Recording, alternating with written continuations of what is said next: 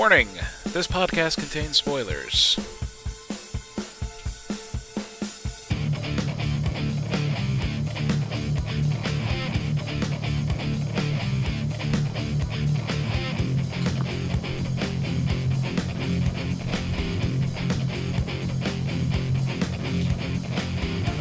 Hello everyone, and welcome to another episode of the As Seen on TV podcast for Star Trek Discovery, Episode 6, Lethe.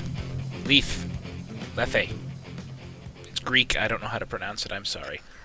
I think they just said Lethe, because they did actually say the name of the episode this episode. Oh, they did, you're right. I'm your host Mike, and joining me is Nikki and Clio. Heyo. Hello. I like this episode a good a lot. episode. Yeah. It's a really great episode. This is a pretty big character building episode for Michael, among others. Yeah. I mean, for Serac as well. Mm-hmm. I said his name right? Mm-hmm. Yeah. I always think I'm saying it wrong. Nope, you got it. And we thought we knew enough about Serac from watching all the other Star Treks that he's been in. I mean, no, there's more. This fits for Serac because, we've always known that Serac is, he married a human woman for love, among other things, but, he did actually love her and all that stuff. It wasn't just an experiment, as was hinted at by a couple of other Vulcans. Yeah, that was really gross of him to say that. About, his own son. Yeah. It's that's really fucked up. That's Vulcans for you. They have no tact. Oh. Absolutely no tact. Tact is illogical. Yeah. No, tact is illogical. But you know what apparently... But apparently terrorism is logical. I was just going to say, apparently what is logical is blowing yourself up to take out someone you view as illogical. I was just a suicide bomber. That doesn't seem very logical to me. No. They are Now, extremist. I know near the beginning of the series, they pinned the bombing on the Klingons, right? Well, no, I got confused because I think I was just as on the same line as you were. I thought they did pin it on the Klingons. Oh, okay. I don't think... But it was extremist. You're right, Yeah. but, her parents' death and how she came to live with Serac, that was Klingons. Yeah. We assumed the explosion at the Science Center was also Klingons. But they never came out and said, who did that? We were just riding, the Klingon train. Mm-hmm. Yeah. So apparently it wasn't. It was Vulcan terrorists. Yeah. Yeah, that's a rough one. Mm-hmm. So Spock, oh my god. Serac is out there, floating in a nebula after being partially blown up and severely injured. Mm-hmm. And, yeah. Back to Discovery. I love Tilly. The more and more I watch this, the more and more I love Tilly. And she calls Michael her mentor, and my heart melted, and...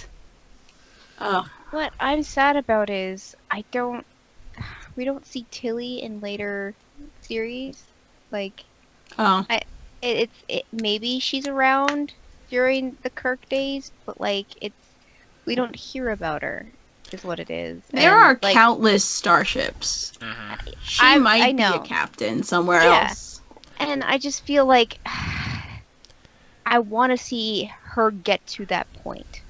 I want to see her adventures because I could just imagine what a freaking hilarious captain she would be. They're running. It's what's 6 seconds? 6.5 seconds? That'll get you a physical fitness commendation or whatever, and then you do this and you do that, and suddenly you're the captain. We get you transferred to a Constitution class ship like the Enterprise, and of course they got to name drop that. Mm-hmm. And then before you know it, you're captain. Cadet to captain. Bam. That's the goal. Yeah, I mean, I think Michael sees in Tilly what could have been her career. And she's apparently doing enough that Tilly's like, this is my mentor, Michael, when introducing herself to Lieutenant Tyler, who the scuttlebutt says he killed 6 Klingons with his bare hands before escaping. I thought he said, "Don't believe everything you hear," because that's not how it went down. Yeah, it was people doing the gossip rumors that they like to do. Yeah. Well, hey.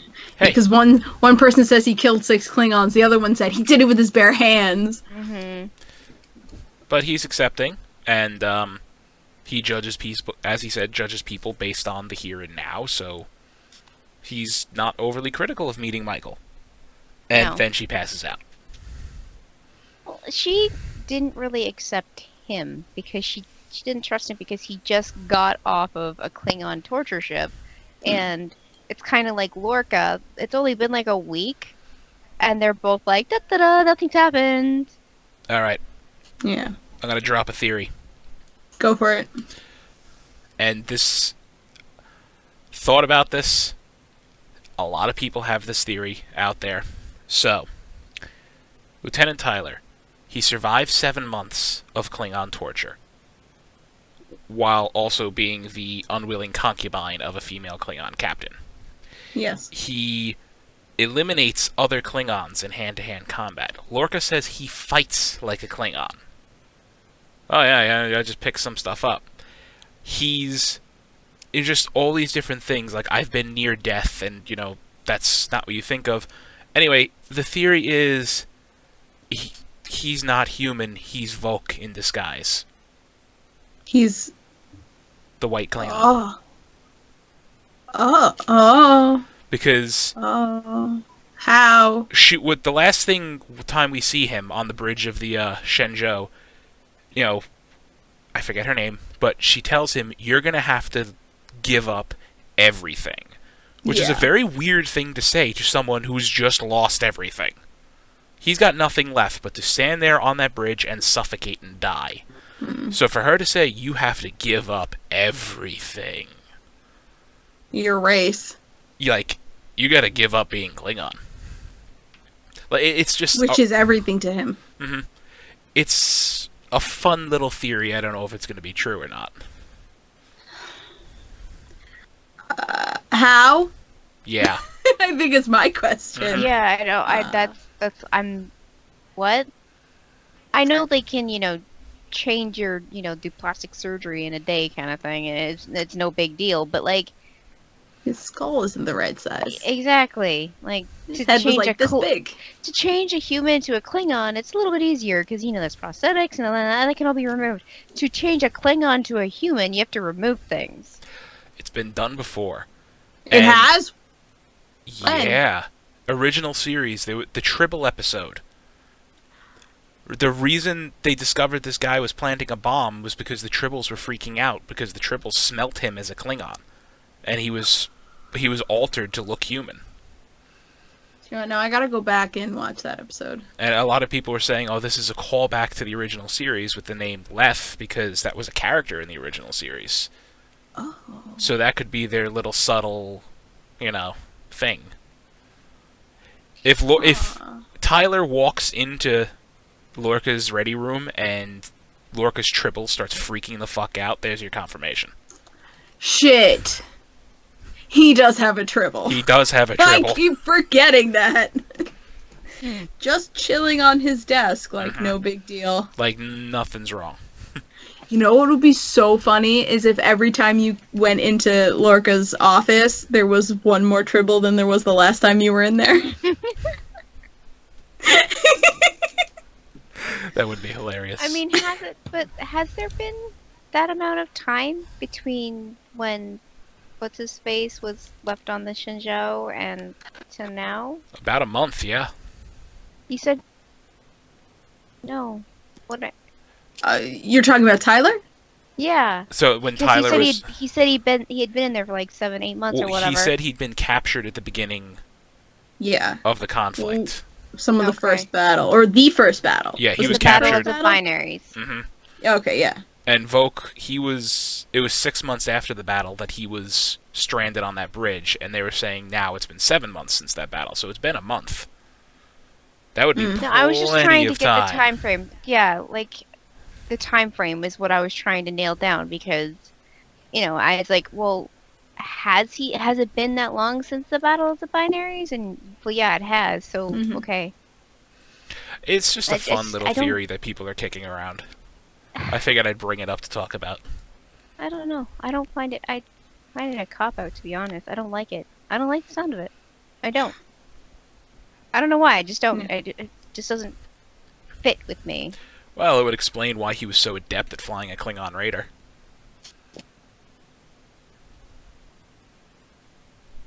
Anyway, moving on. Yeah. Well. After Michael passes out, she winds up seeing a memory of hers from when she was 16. Well, not 16, a teenager, basically. And it's the day she was rejected for her application to join the Vulcan Expeditionary Force was rejected. Yeah. And a whole big to-do, Serac's being all calm and like, she passed all these requirements, but there are other things aside from academic and, brilliance and all that. And apparently it's not her memory, it's Serac's memory, because when he notices her there, he gut punches her into oblivion. Yeah, Quite he literally. freaked out. Bit of an emotional outburst there, Mr. Serac. Yeah. Well, you find out later he doesn't want her to know what that memory really was about. As Tyler said, the last thing you think about is something, you regret, something you could have done differently. She's thinking... You don't regret other people's failures. You regret your own. Right, so that made no sense. Why is he living there, when I failed him? It's not real reason, it's because he failed you, lady. And we find out when she oversees the conversation between him and the other Vulcan, basically, your experiment, as he said, to integrate humans into our society... Being racist. Yeah, we'll allow it, one at a time.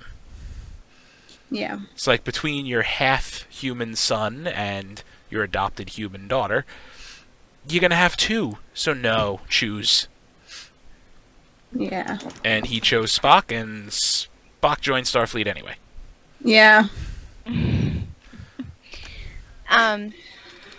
There's always like a media issue for me when I look on about the show, and this time it was people not understanding that, again, that we have come a long way since we first seen Vulcans in the original series. That not all Vulcans are just white people. So it was kind of funny because it was somebody from, like, it was an Asian person saying, why are there Asian Spocks? Why is there a black Spock? Or Spock, Vulcan? Why is there a black Vulcan? Well, clearly this guy's never watched Star Trek Voyager. Tuvok was a black Vulcan. Exactly. Yeah. So He's one of the main there, characters of 7 seasons of that show. I'm sitting there, I'm like, diversity is something that the world has grown into. If you can't accept that, then what the hell are you doing? Like, where have you been? Under a friggin' rock? Well, No. You're missing the whole point of Star Trek. People can't let go. That's true. That's exactly what I'm getting. Like, there's always something like that. Every episode that comes up, well, why is this happening? Why is it happening? Well, for one thing, we have evolved in media and entertainment. And another thing is, this is how it was supposed to be intended. They just didn't have all the means back then. The diversity and, like, to accept others as they are is a lot of the background for Star Trek. That's what Roddenberry wanted to portray to people, that, people are different and we can work together and love each other the way we are. Yep. So for people to go on like that side tangent and say, why is this there? Why is this there? Why does that person look that way? Well, because just accept it. It's just how they the way are. things are. I hate Diversity going is a on good these. thing. Yeah, I hate going on these tangents on in these podcasts. But I mean, like, guys, gals, come on now. Yeah. What century are we living in? The 12th, apparently. So another thread of this episode. First off, we got nothing more out of Stamets' mirrored No. craziness. No, but he seems to be high. He seems All like the he's time. high as a kite. Mm-hmm. Mm-hmm. Oh yeah. He's like giggling about this shit with a big smile on his face, and it's like, we need to save a life. Why are you laughing? So, okay, they did do mycelium jumps this Mhm. episode, correct? So who the fuck are they using? Stamets. So he's lit like He did it again. so he did it like 3 times this episode. He's just getting lit on. And as he like- says, once you get past the getting stabbed with needles, it's great. Yeah. Oh my He's god. crazy. Guy. It's gonna rip him in two. And he's just all like, man. he's like, wow, you're my kind of crazy. High five. I love him. This is why I He's feel grown like on it's me. not a mirror Stamets. It's some sort of mutated, maybe alien person taking his place kind of Stamets, because maybe it's somebody who can take these jumps, a race, you know, like. You might be onto something. It might be messing with his DNA. Mm-hmm. Well, I don't know. I really have no I idea mean, what it could be at this point. He's not degrading after every jump. He just seems to be getting a lot happier every time. So I don't know. It's very, very suspicious. I mean, yeah, actually, the first time he woke up from the first one, he started laughing like a maniac, and we Yep. were all just like, "What?" It's like, did I live? Mhm. Yeah. And then he started giggling like a nut job. But it's possible it is degrading him. They just haven't brought it up yet. Like, because they said Right. after how many jumps the tardigrade's brain started decaying. And It they had wasn't very used... many. Well, we only No, saw... it was probably It was more. a lot. We only saw a few jumps in that episode. But you know, between that episode and the next one, they said they went on how many different missions, doing how many different things using that jump drive. So they subjected that tardigrade to like dozens of jumps. I just feel like the tardigrade, you know, you saw it right away that it was in pain, it was suffering at every jump, and it just the way that they're explaining how Stamets is taking it, or like he doesn't seem like he is suffering every time they jumps, other than the needles. Well, they haven't really shown they only showed the first jump. No, they didn't even show the first No, jump. they didn't even show the first jump. We've never seen him He could be initiate the jump screaming while in, it's happening. he could be screaming in utter horror. I We don't feel know. like that should be something we should have seen by now. Then if Maybe he's it's the something one we will see. making all these jumps. Maybe it's something. Yeah. They might be saving that for something. Mm-hmm. Mm. Well, anyway, the other major thread of this episode was Admiral Cornwell showing up to give Lorca a stern talking to for going off on And stern boning. I Yeah. was going to get to the stern boning. A stern talking to, a much more relaxed, tipsy talking to, and then a very stern boning. Very stern boning. And then a freaking out because he's James Bond and sleeps with a gun under his pillow. Yeah. Well, that's not. I mean, People who haven't gone through traumatic instances sleep with guns under their pillows because they just don't trust the world around them. He doesn't trust the world around him. Yeah, well, that's one thing. But when she goes to she doesn't. She wakes him up by accident. He puts his hand on her throat and holds the gun to her face. and takes a That little is- bit to snap out of it. That is the PTSD thing. Yes, Yeah. that's something That's he the needs to problem. take care of. Yes, Yeah. that is the problem.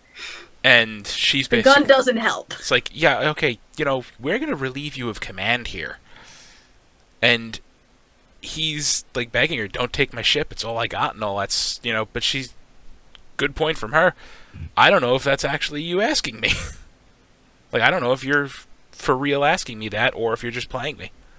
Mm-hmm.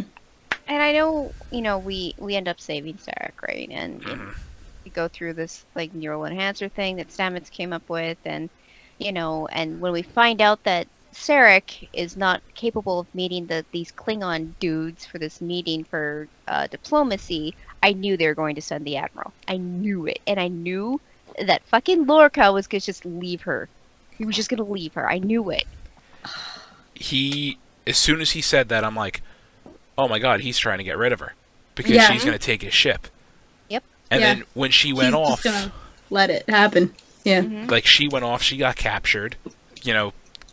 General Cole is on there like, I wanted a high-ranking Vulcan. This is better.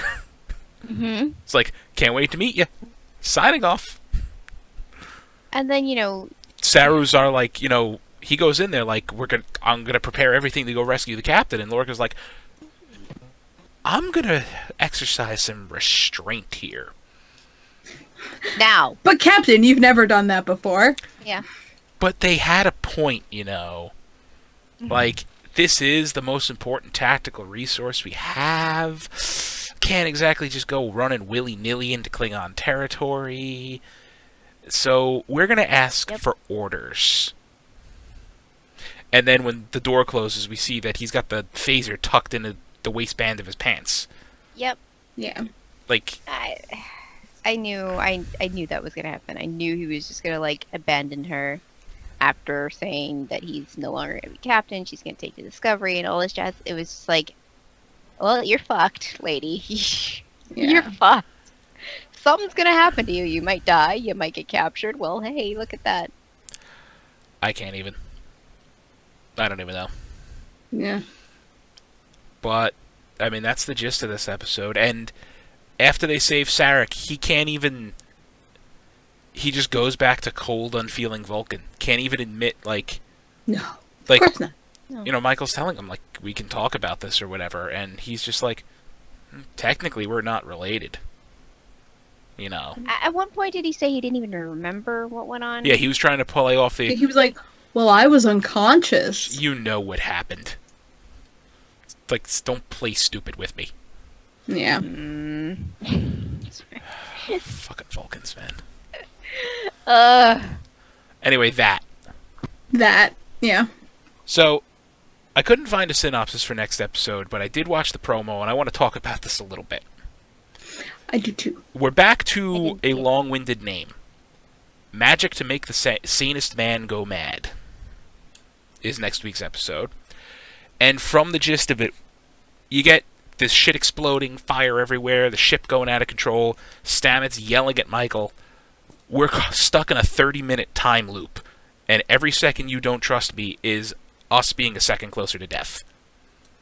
It's like, you're caught in a time loop. Okay, that's been done before, but interesting.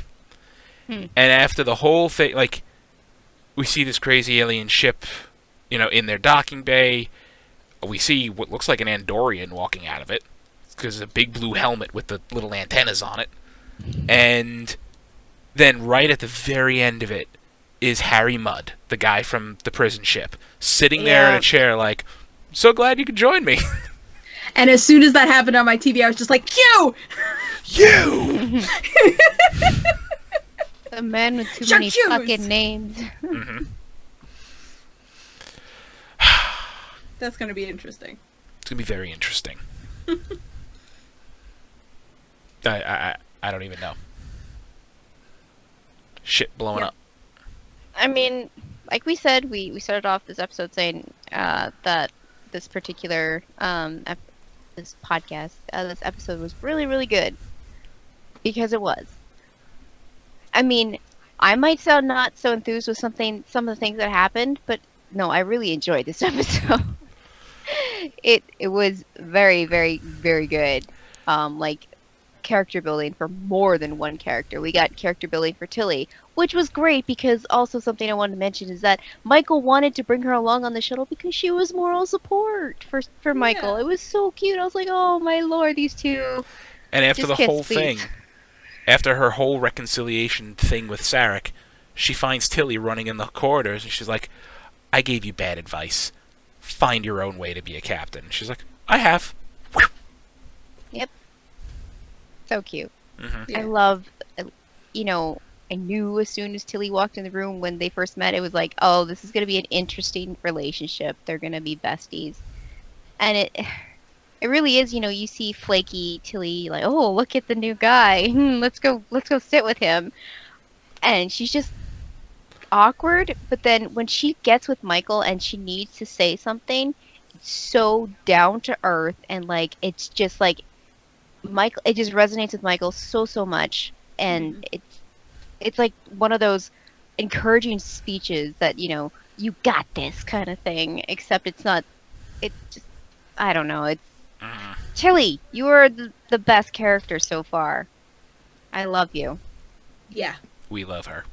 Yes. Indeed. And she sees that Michael's advice wasn't necessarily wrong. No. Improving your run time by 6.5 might put you in a tier above. Because, yes, being a captain is more than just, all these different things that make up a captain. Right. Mm-hmm. But she's a cadet. She's technically not even out of the academy yet. Like, because you graduate... The guy that they just saved from the torture chamber on that ship overranks her. Right. Yeah. Like, once you graduate from Starfleet Academy, it's like graduating from Annapolis or West Point. You are a commissioned officer of the lowest rank. In the Navy, that's an ensign. Mm-hmm. So you come out as an ensign. She's still a cadet. She's none of that. She's not even an ensign yet. So, yeah, Michael's giving her the best, advice to get her promoted as quick as possible. And you know what? Yeah. Yeah, so she shaves some time off her lap. That gets her a commendation for, physical fitness or physical excellence or whatever. The more commendations you have early on like that, the easier it is to move up the ladder. Yeah. Like, that's just brownie points right there. Mm-hmm. And it is, a part of it is, your scores. You want the best test scores to get into the whatever, the best whatever. programs that you want. The whatever, yeah. Because, we saw this with Michael. She had the best test scores.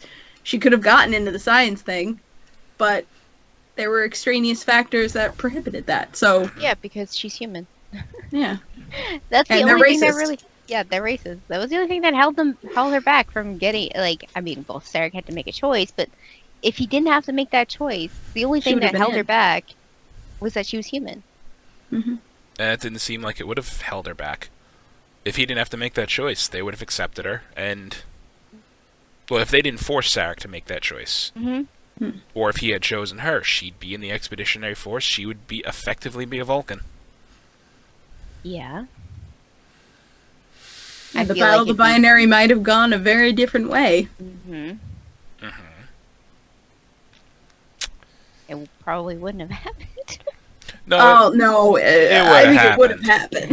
I don't, yeah. She just wouldn't have been branded a mutineer and all that stuff. The Klingons would have just opened fire. Yeah, there probably wouldn't have been a mutiny. So yeah, that's that.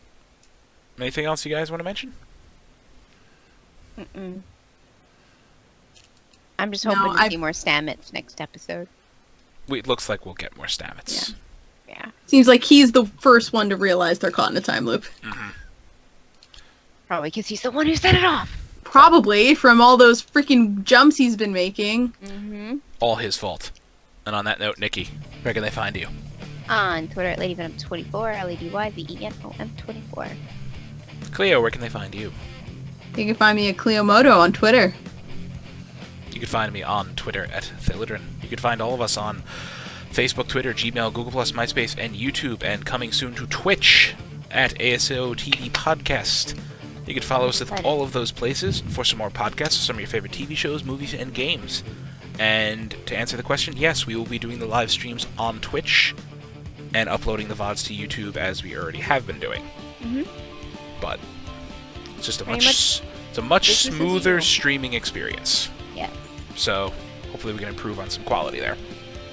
But thank you all for watching. And good night.